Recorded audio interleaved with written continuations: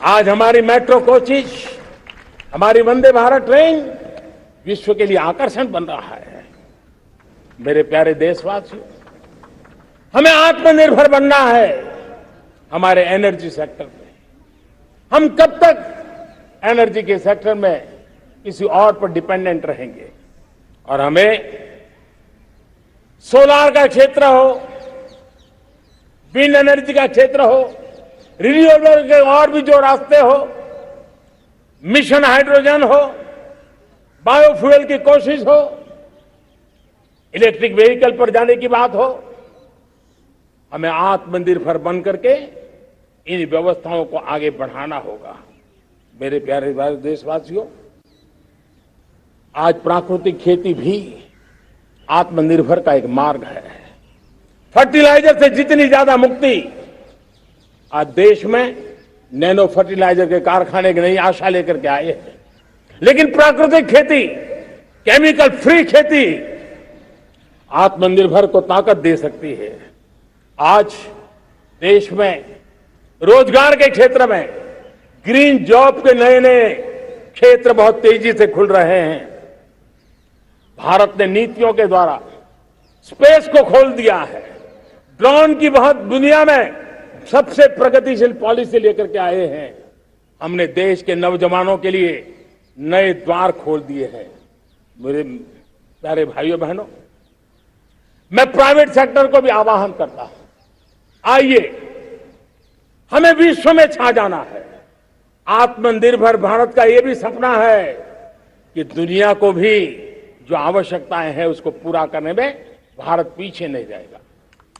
हमारे लघु उद्योग हो, सूक्ष्म उद्योग हो, कुटीर उद्योग हो, जीरो डिफेक्ट जीरो इफेक्ट हमें उस करके हमें दुनिया में जाना होगा।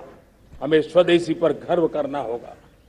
मेरे प्यारे देशवासियों, हम बार बार लाल बहादुर शास्त्री जी को याद करते हैं। जय जवान जय किसान का उनका मंत्र आज भी देश के लिए प्रेरणा है। बाद में अटल बिहारी वाजपेयी जी ने जय विज्ञान कह करके उसमें एक कड़ी जोड़ दी थी और देश ने उसको प्राथमिकता दी थी। लेकिन अब अमृतकाल के लिए एक और अनिवार्यता है और वो है जय अनुसंधान। जय जवान जय किसान जय विज्ञान जय अनुसंधान, इनोवेशन। और मुझे मेरे देश की युवा पीढ़ी में भरोसा है। इनोवेशन की ताकत देखिए। आज हमारा यूपीआई, भीम, हमारा डिजिटल पेमेंट, फिनटेक की दुनिया में हमारा स्थान, आज विश्व में रियल टाइम 40% अगर डिजिटल फाइनेंशियल का ट्रांजैक्शन होता है तो मेरे देश में हो रहा है। हिंदुस्तान ने ये करके दिखाया है। मेरे प्यारे देशवासियों, अब हम 5G के दौर की ओर कदम रख रहे हैं। बहुत दूर इंतजार नहीं करना होगा, हम कदम मिलाने वाले हैं। हम ऑप्टिकल फाइबर गांव-गांव में पहुंचा रहे हैं। डिजिटल इंडिया का सपना गांव से गुजरेगा, ये मुझे पूरी जानकारी है। आज मुझे खुशी है, हिंदुस्तान के 4 लाख कॉमन सर्विस सेंटर्स गांवों में विकसित हो रहे हैं। गांव के नौजवान बेटे बेटियां कॉमन सर्विस सेंटर चला रही हैं। देश गर्व कर सकता है कि गांव के क्षेत्र में 4 लाख डिजिटल एंटरप्रेन्योर का तैयार होना और सारी सेवाएं लोग, गांव के लोग उनके यहां लेने के लिए आदी बन जाए, ये अपने आप में टेक्नोलॉजी हब बनने की भारत की जो ताकत है। मेरे प्यारे देशवासियों, ये जो डिजिटल इंडिया का मूवमेंट है, जो सेमीकंडक्टर की ओर हम कदम मार रहे हैं, 5G की ओर कदम मार रहे हैं, ऑप्टिकल फाइबर का नेटवर्क बिछा रहे हैं, ये सिर्फ आधुनिकता की पहचान ऐसा नहीं है। 3 बड़ी ताकतें इसके अंदर समाहित है। शिक्षा में आमूलचूल क्रांति, ये डिजिटल माध्यम से आने वाली है। स्वास्थ्य सेवाओं में आमूलचूल क्रांति डिजिटल से आने वाली है। कृषि जीवन में भी बहुत बड़ा बदलाव डिजिटल से आने वाला है। एक नया विश्व तैयार हो रहा है। भारत उसे आगे बढ़ाने के लिए, और मैं साफ देख रहा हूं दोस्तों, ये डेकेड मानव जात के लिए टेकेड का समय है, टेक्नोलॉजी का डेकेड है। भारत के लिए तो ये टेकेड जिसका मन टेक्नोलॉजी से जुड़ा हुआ है, आईटी की दुनिया में भारत ने अपना एक लोहा बनवा लिया है, तो ये टेकेड का सामर्थ्य भारत के प्यास है। हमारा अटल इनोवेशन मिशन, हमारे इंक्यूबेशन सेंटर, हमारे स्टार्टअप एक नया पूरा क्षेत्र का विकास कर रहे हैं। युवा पीढ़ी के लिए नए अवसर लेकर के आ रहे हैं। स्पेस मिशन की बात हो, हमारा डीप ओशन मिशन की बात हो, समुद्र की गहराई में जाना हो या हमें आसमान को छूना हो, ये नए क्षेत्र हैं जिसको लेकर के हम आगे बढ़ रहे हैं। मेरे प्यारे देशवासियों, हम इस बात को न भूलें, और भारत ने सदियों से देखा हुआ है, जैसे देश में कुछ नमूना रूप कामों की जरूरत होती है, कुछ बड़ी बड़ी ऊंचाइयों की जरूरत होती है, लेकिन साथ साथ धरातल पर मजबूती बहुत आवश्यक होती है। भारत की आर्थिक विकास की संभावनाएं धरातल की मजबूती से जुड़ी हुई है, और इसलिए हमारे छोटे किसान, उनका सामर्थ्य, हमारे छोटे उद्यमी, उनका सामर्थ्य, हमारे लघु उद्योग, कुटीर उद्योग, सूक्ष्म उद्योग, रेडी पटरी वाले लोग, घरों में काम करने वाले लोग, ऑटो रिक्शा चलाने वाले लोग, बस सेवाएं देने वाले लोग, ये समाज का जो सबसे बड़ा तबका है, इसका सामर्थ्यवान होना भारत के सामर्थ्य की गारंटी है।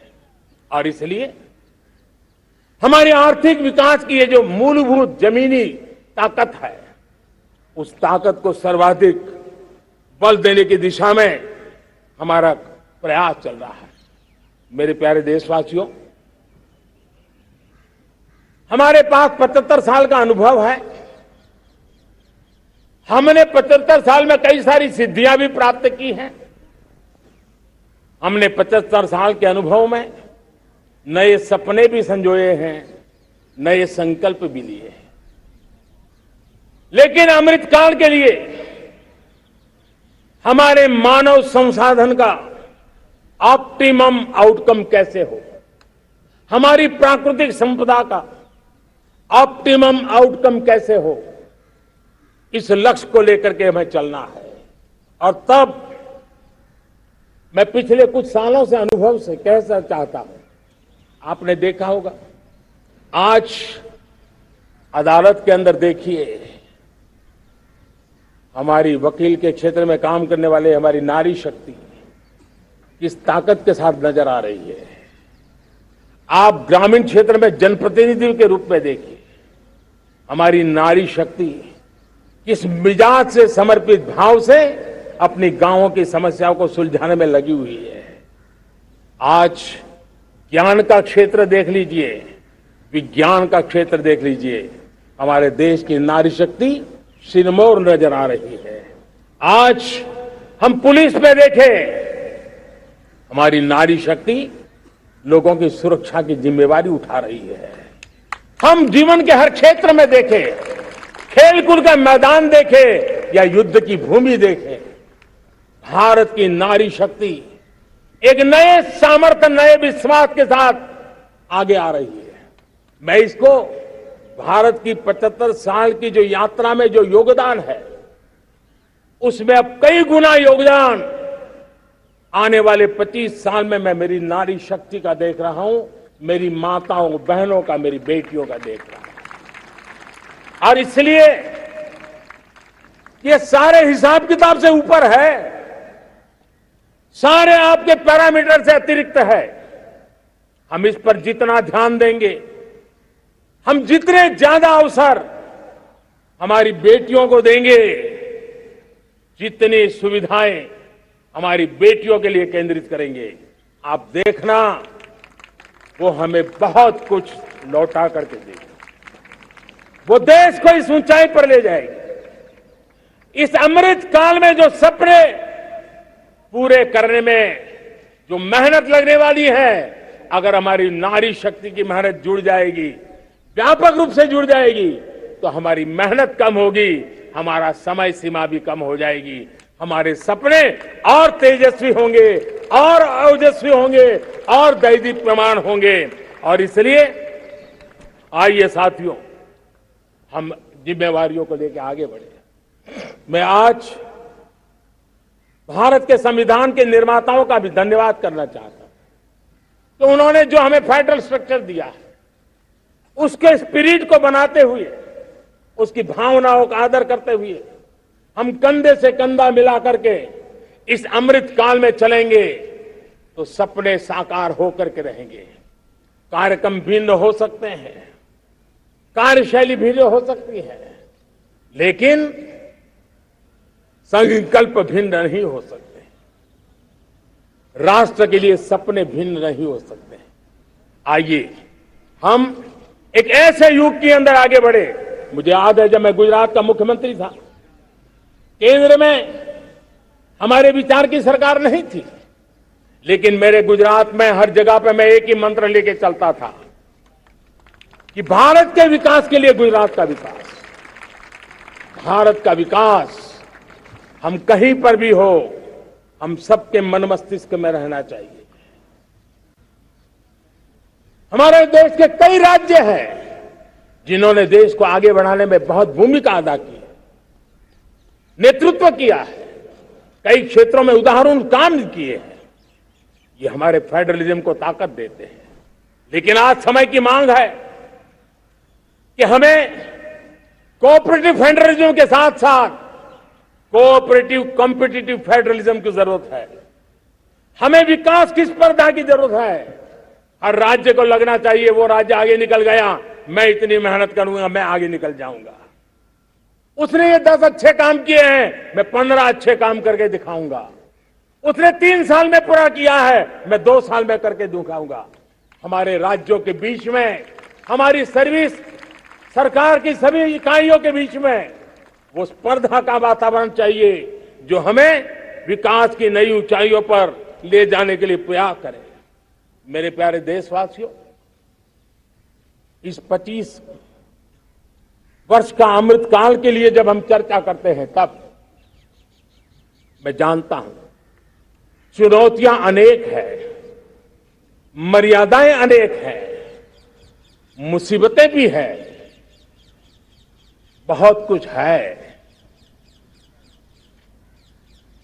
हम इसको कम नहीं आंकते हैं, रास्ते खोजते हैं, लगातार कोशिश कर रहे हैं। लेकिन 2 विषयों को तो मैं यहां आज चर्चा करना चाहता हूं। चर्चा अनेक विषयों पर हो सकती है, लेकिन मैं अभी समय की सीमा के कारण 2 विषयों पर चर्चा करता हूं। और मैं मानता हूं हमारे इन सारी चुनौतियों को कारण, विकृतियों के कारण, बीमारियों के कारण इस 25 साल का अमृतकाल, उस पर शायद अगर हमने समय रहते नहीं चेते, समय रहते समाधान नहीं किए, तो वो ये विकराल रूप ले सकते हैं। और इसलिए मैं सबकी चर्चा न करते हुए 2 पर जरूर चर्चा करना चाहता हूं। एक है भ्रष्टाचार, दूसरा है भाई भतीजावाद, परिवारवाद। भारत जैसे लोकतंत्र में जहां लोग गरीबी से जूझ रहे हैं, जब एक तरफ से देखते हैं कि एक तरफ वो लोग हैं जिनके पास रहने के लिए जगह नहीं है, दूसरी पर वो तरह लोग हैं जिनको अपना चोरी किया हुआ माल रखने के लिए जगह नहीं है। ये स्थिति अच्छी नहीं है। और इसलिए हमें भ्रष्टाचार के खिलाफ पूरी ताकत से लड़ना है।